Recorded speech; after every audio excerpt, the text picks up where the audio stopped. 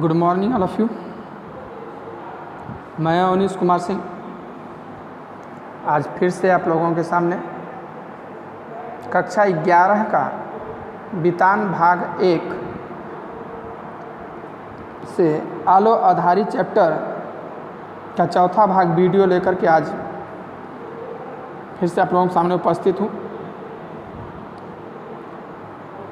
पिछले भाग में आपने देखा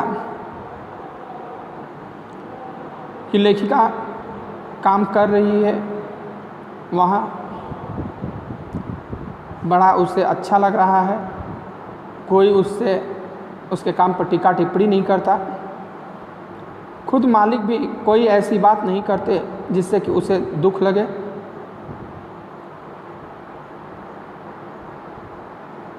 उनके 3 लड़के, सिर्फ एक लड़के को ये देखी थी, सबसे छोटा लड़का जो था घर पे, कहते उसके भी मुंह में ज़बान में मान लो नहीं था, कुछ बोलता ही नहीं था। अगर उसे कुछ चाहिए भी होता था, किचन में चाय भी चाहिए होता तो मुझसे नहीं कहता, खुद आकर के बना लेता, जबकि ये किचन में ही रहती थी। उसकी आदत थी, कम बोलने की थी, वो किसी से बात नहीं करता था। यहाँ तक हुआ था।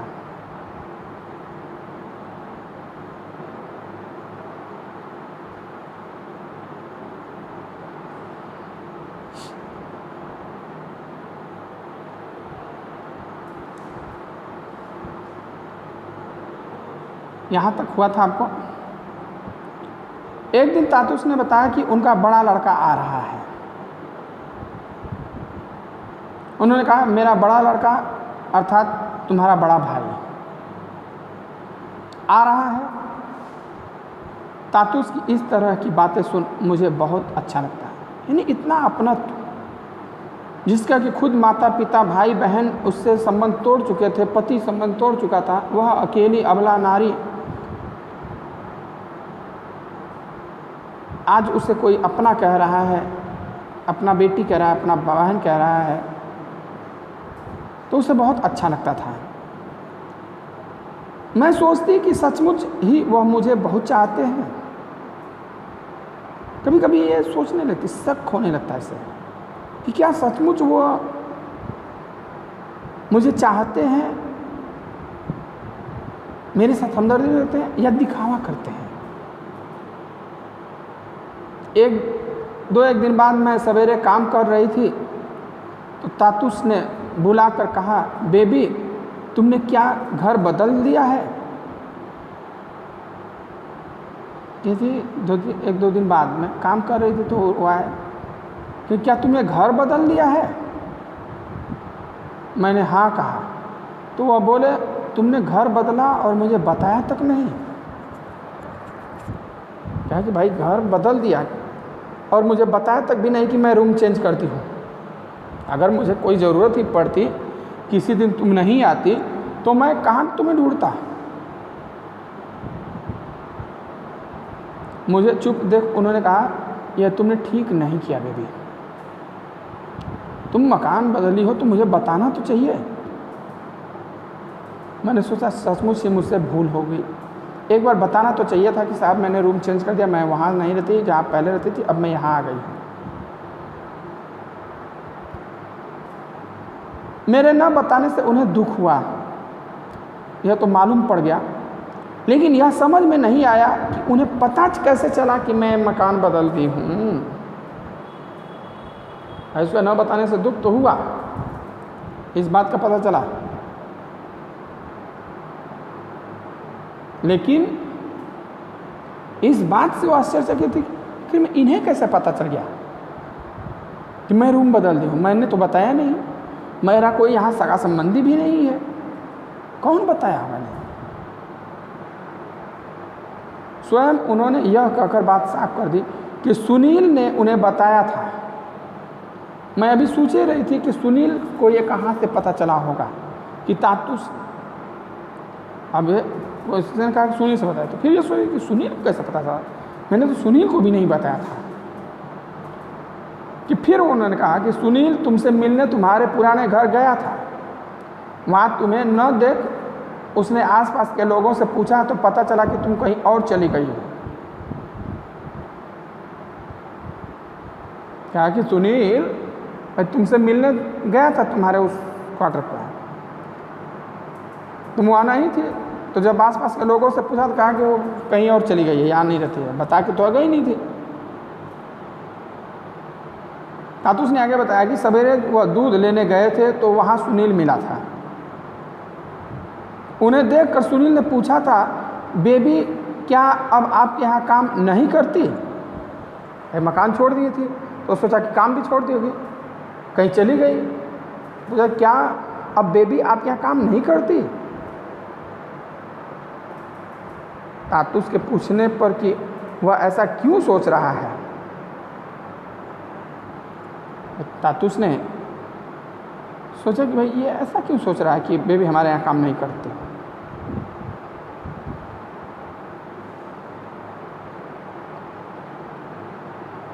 सुनील ने कहा कि अब वह वहाँ नहीं रहती जहाँ पहले रहती थी, इसलिए मैंने सोचा कि वह शायद अब आपके पास नहीं है। क्या भाई अब वो वहाँ नहीं रहती जहाँ पहले रहती थी, इसलिए मैंने सोचा कि अब वो आपके यहाँ भी काम नहीं करती होगी। तातुस मुझसे बोले, सुनील नहीं बताता तो मुझे कुछ पता ही नहीं चलता,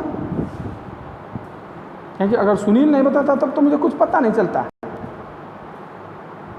कि तुम कब रूम चेंज कर दी, कहाँ रूम लेकर रह रही हो, क्यों। मुझे सुनकर बहुत बुरा लगा। मैंने सोचा सचमुच मुझसे अन्याय हुआ, क्योंकि भाई मैं तुम्हें अपनी बेटी के समान मानता हूँ, पूरा घर तुम्हें इस घर का सदस्य मानता है और तुमने मुझसे बात छुपाई। मुझे बड़ा बुरा लगा। तो लेखा भी सोचने लगी कि सचमुच मुझसे गलती हुई है,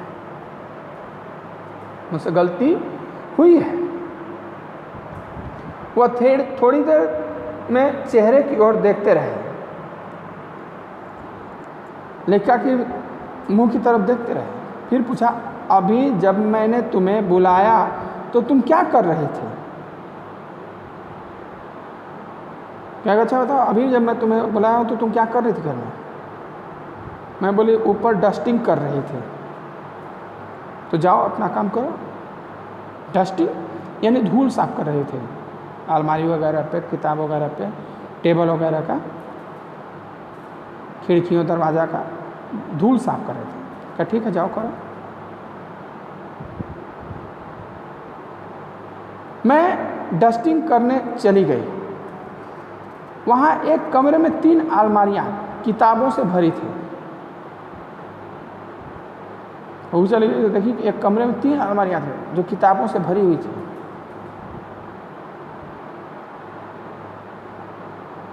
उन्हें देखकर हमेशा मेरे मन में यह बात उठती थी कि इन्हें कौन पढ़ता होगा, क्यों अलमारी किताब भरी। हमेशा यही सोचती कि आखिर इन किताबों को पढ़ता कौन है यहाँ पे। ये तो बूढ़े हो गए हैं, ये क्या किताब पढ़ेंगे। एक लड़का है वो देखते हैं कि इस घर में आता ही नहीं है।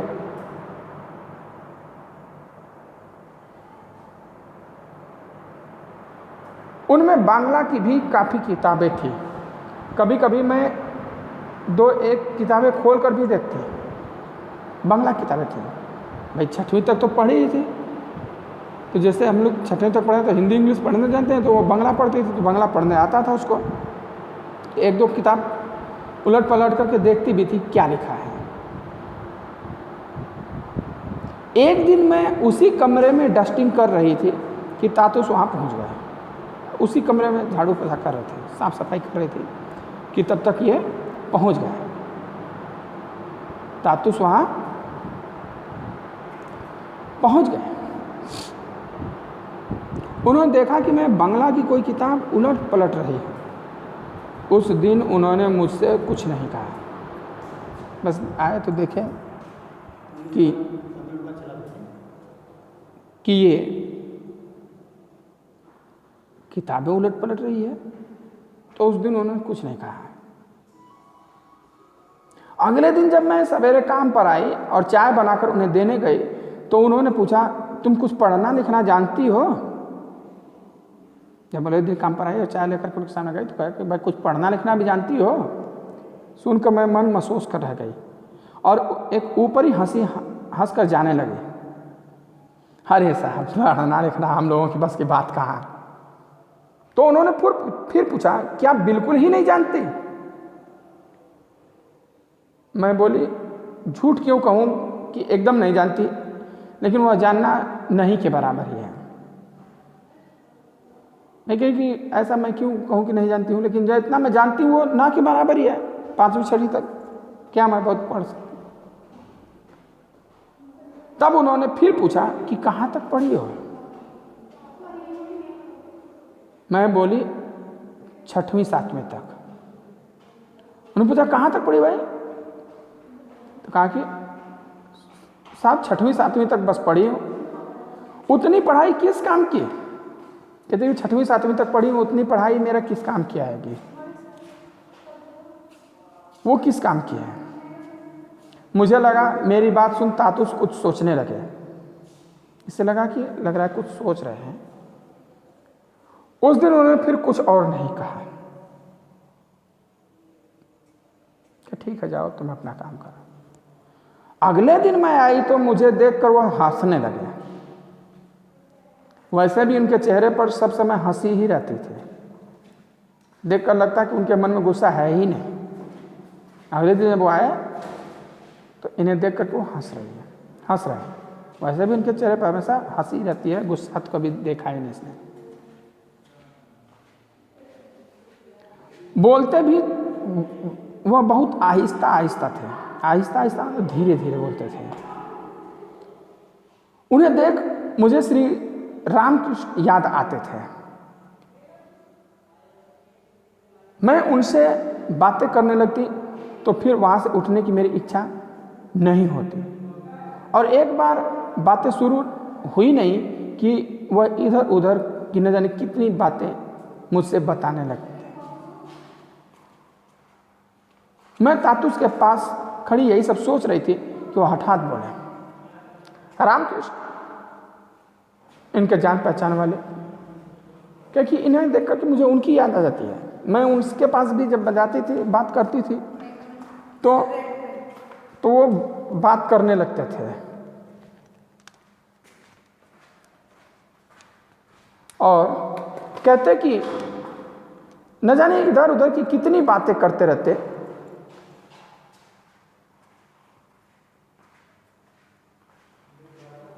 और समय का पता ही नहीं चलता।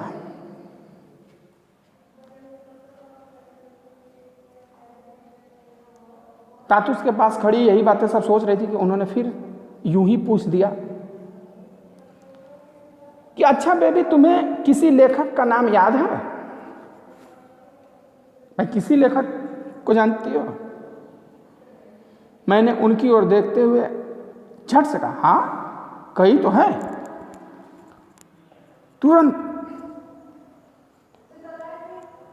ये कहने लगी, कई लेखक हैं जिन्हें मैं जानती हूं, जैसे रविंद्रनाथ ठाकुर यानी रविंद्रनाथ टैगोर, काजी नजरुल इस्लाम बांग्ला के उपन्यासकार,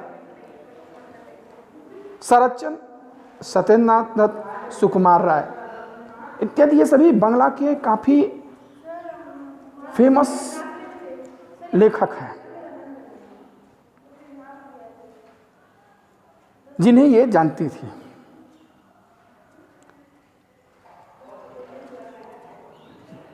मैंने इन लोगों के नाम लिए तो पता नहीं क्यों तातुस मेरे सिर पर हाथ रखकर मुझे आश्चर्य से देखने लगे, जिन्हें जैसे कि उन्हें विश्वास ही नहीं हो रहा हो। इसके सिर पे हाथ रखा, जब ये सब नाम सुने तो कह रही, इतने सारे लेखकों के नाम जानती हो? कुछ क्षण बाद वह बोले, तुम्हें लिखने पढ़ने का शौक है? मैंने कहा, शौक होने से भी क्या, लिखना पढ़ना तो अब होने से रहा। कि भाई शौक होने से क्या होता है, अब लिखना पढ़ने का तो समय है नहीं, तो शौक ही रह करके क्या करेगा।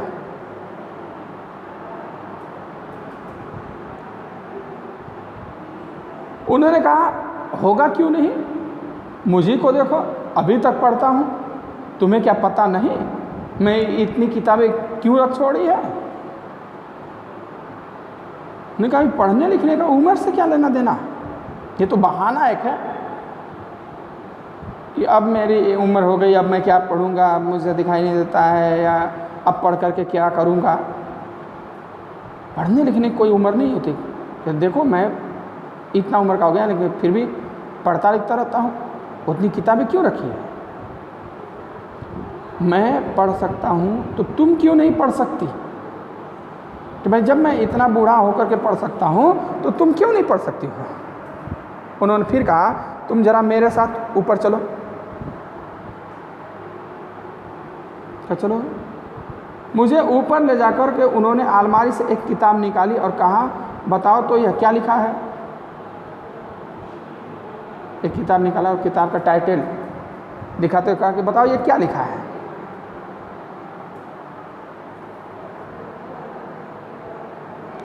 मैंने देख कर सोचा पढ़ तो ठीक ही लूँगी, फिर सोचा लेकिन गलती हो गई तो।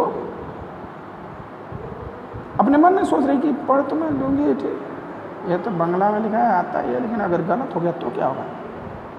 तो क्या? मैंने फिर सोचा कह दूँगी मुझे पढ़ना लिखना एकदम नहीं आता, कहीं अगर गलत हो गया तो क्या करेंगे? फिर क्या करेंगे? मैं कह दूँगी कि मुझे पढ़ना लिखना भाई नहीं आता है एकदम। तातुस मेरे मुंह की ओर देखे ही जा रहे थे। उन्होंने कहा पढ़ो ना, कुछ तो पढ़ो कि ये क्या लिखा है, गलत या सही। मैंने तो बोल ही दिया आमार में ये बेला तस्लीमा नासरीन। तस्लीमा नासरीन का वो उपन्यास था आमार में ये बेला, बांग्लादेशी उपन्यासकार तस्लीमा नासरीन। तातुस बोले तुम यही सोच रही थी ना कि कहीं गलती तो नहीं हो जाएगी? सोच रहे थे। बोले कि तुम यही नहीं सोच रही थी कहीं मैं गलत न पढ़ दूँ? मैं हंसने लगी। वो बोले यह किताब तुम ले जाओ, घर पर समय मिले तो पढ़ना। ये किताब ले जाओ, पढ़ना तो जानती हो बंगला, समय मिले तो पढ़ना। मैं किताब लेकर घर चली गई और रोज़ उसमें से एक एक दो दो पेज कर पढ़ने लगी। घर ले आई, शाम को समय खाली रहता है, बच्चों को पढ़ाती है या जब अपने कुछ करती है तो एक एक दो दो पेज रोज़ पढ़ने लगी। मैं किताब लेकर पढ़ने बैठती तो आसपास के लोग देखकर आपस में न जाने क्या क्या बातें करते हैं। जब पढ़ने बैठ जाती घर में, ओहो महारानी को देखो तो कैसे अब काम कर रही हैं, काम 800 रुपये महीने का और किताब पढ़ने चली हैं, उपन्यास पढ़ रही हैं, महारानी के भाव तो देखो। मतलब इस तरीके से व्यंग लोग करने लगे। लेकिन मैं उनकी बातें अनसुना कर देती। ये अब आस पड़ोस के अगल बगल वाले लोगों की बातों का ध्यान नहीं देती। किताब पढ़ने में पहले मुझे थोड़ी दिक्कत होती थी, शुरू में कुछ दिक्कतें हुई, लेकिन धीरे धीरे वह दूर होने लगी। किताब पढ़ना मुझे बहुत अच्छा लगता है। कुछ दिनों बाद तातुस ने एक दिन पूछा तुम जो किताब ले गई थी उसे ठीक से पढ़ तो रही हो? कुछ दिनों बाद 2-4-5 दिन बीत जाने के बाद, 10 दिन बीत जाने के बाद तातुस बोले कि जो किताब ले गई उसे पढ़ रही हो कि बस रख दी ले जा करके? मैंने हाँ कहा तो वह बोले मैं तुम्हें एक चीज़ दे रहा हूँ, तुम उसका इस्तेमाल करना है। इसने कहा कि नहीं पढ़ रहे, कहा ठीक है मैं तुम्हें एक चीज़ दे रहा हूँ, तुम उसका प्रयोग करना। डायरी और कलम।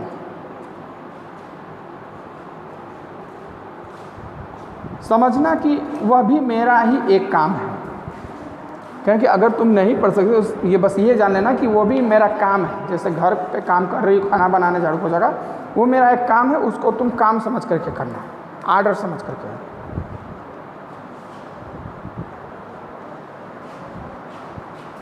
मैंने पूछा कौन सी चीज़? तातुस ने अपनी लिखने की टेबल के ड्रॉर से एक पेन और कॉपी निकाली और बोले इस कॉपी में तुम लिखना। एक पेन और कापी निकाला और कहा कि इस कापी में तुम लिखना है। लिखने को तुम अपनी जीवन कहानी भी लिख सकती हो। होश संभालने के बाद से अब तक की जितनी भी बातें तुम्हें याद आए सब इस कापी में रोज़ थोड़ा थोड़ा लिखना है। क्या भाई, लिखने के लिए तो तुम अपनी जीवनी लिखो। जब से तुम होश संभाली हो और अब तक का तुम्हारे जीवन की जो जो बातें तुम्हें याद आती है सब इस डायरी में लिखो। उसको डायरी लेखन कहते हैं। थोड़ा थोड़ा पेन और कापी हाथ में लिए मैं सोचने लगी कि इसका तो कोई ठिकाना नहीं कि जो लिखूंगी वह कितना गलत या सही होगा। अभी सुनिए कि भाई मैं 20 साल हो गया पढ़ाई छोड़े हुए, अब मैं जो लिखूंगी वो कितना सही होगा कितना गलत होगा इसका तो कोई ठिकाना ही नहीं।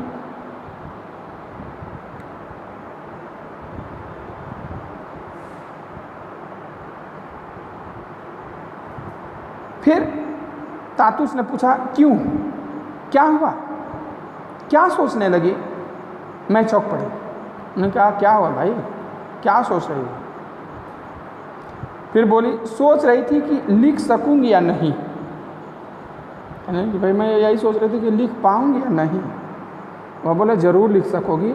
लिख क्यों नहीं सकोगी, जैसे बने वैसे लिखना। कहे कि भाई जरूर लिखोगी तुम, लिख क्यों नहीं पाओगे, जितना होता है उतने ही लिखो। ठीक है, चलिए तो आज के वीडियो में इतना ही। अगला व्याख्या मैं अगले भाग में लेकर के आऊँगा। वीडियो अच्छा लगे तो उसको लाइक शेयर और कमेंट जरूर करिएगा। अगर कोई समस्या हो तो आप मुझे कमेंट करके फ़ोन करके जरूर पूछ सकते हैं। धन्यवाद।